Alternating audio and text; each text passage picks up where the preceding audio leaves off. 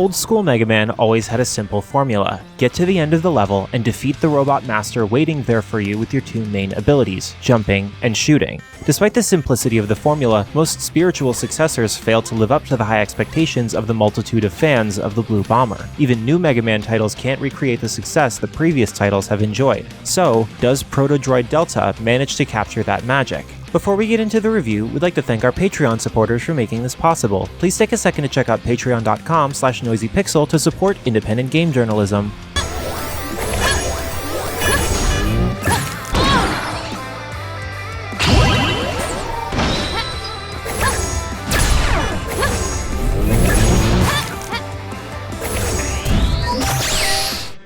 The story begins with Dr. Shelton and playable hero DeLTA running basic tests on her combat abilities, when suddenly they are attacked by a mysterious force. DeLTA manages to fend them off, but it isn't long before she's overwhelmed and needs to be saved by Anne-Marie Dorado, another proto-droid developed by another inventor named Anna Dorado. She quickly introduces herself as Android to differentiate herself from her creator, whom she sees as her mother. It isn't long before DeLTA looks into the mysterious android's past and discovers that she is known as La Cazadora Dorado, or the Golden Huntress, a being that seems to have mysteriously appeared one day to defeat a Viper Master before disappearing. Inspired by her heroism, DeLTA decides to take on the rest of the Viper Masters to free the rest of Radia. Now, if it seems like that quick synopsis of the story had too many words that felt like they needed some explaining, that's how it initially felt going through the story, because so many terms are thrown at the player. While some are fairly easy to understand from context, like Protodroid, others are unclear when they are first introduced. Viper Master is obviously a nod to the antagonists of Mega Man, although players who have never played one of those titles may not understand what they are until further explained.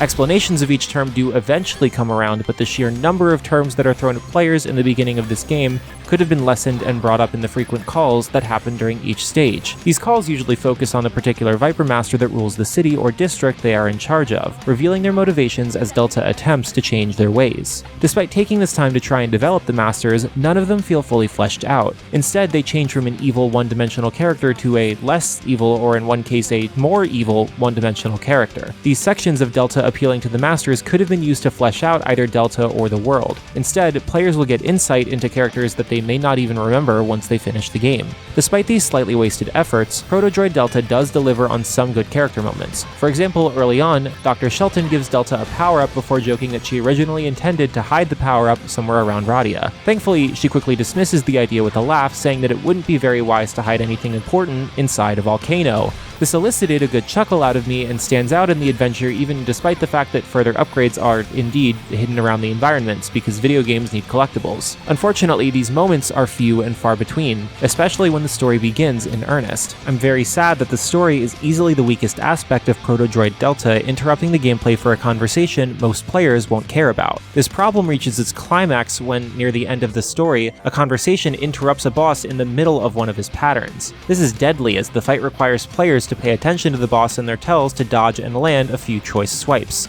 So when DeLTA drops like a log into an attack for a cutscene that lasts for over a minute, all momentum of the fight is just killed. This is the only instance of a call interrupting the boss, but it is the worst time to do it, especially for a moment that is more confusing than anything else, especially when the gameplay is as addictively simple as any classic platformer. DeLTA can jump, shoot, and slice through enemies, and all upgrades are simple double jumps and dashes, enabling players to traverse levels quickly, making retreads of past levels engaging as these new abilities change the interactions in each stage. These stages are broken up into 5 separate parts, separating bosses into their own part away from the rest of the level. Keeping these segmented allows players to jump into a level from any part, allowing people to fight their favorite boss or only redo a specific section to search for upgrades, which would be an excellent feature if bosses were more interesting to fight than having a few explosions and dodging a few blocks. Each boss did feel like a slight variation of the last without having any sort of gimmick that would help differentiate. For example, I was able to beat each boss without changing my base blaster, and when I did, there were no apparent weaknesses that gave me the advantage. Instead, I would just jump and shoot, mixing it up with a few slashes as I whittled the boss's HP down. These repetitive boss fights are a blemish on a game that is otherwise finely tuned for platforming. While I did need to adjust the slight floatiness of DeLTA's jump,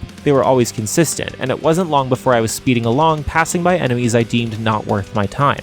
zipping around until I was nothing but a purple blur, invalidating any and all obstacles that happened to be in my way. These moments were what I found to be the most enjoyable part of Protodroid DeLTA, seeing how far each jump could take me to shave off a few seconds of clear time. Even the times when I accidentally found a branching path were exhilarating and had me craving a game about exploration rather than a traditional platformer.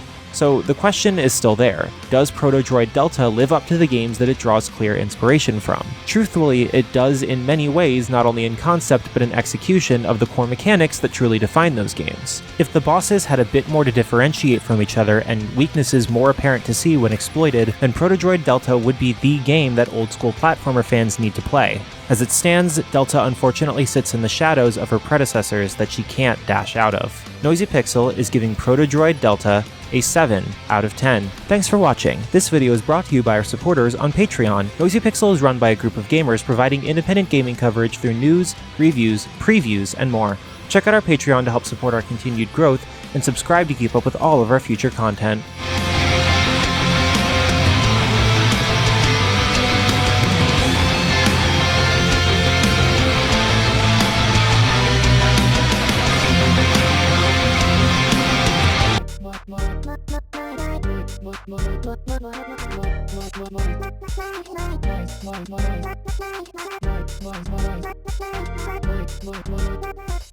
Noisy Pixel.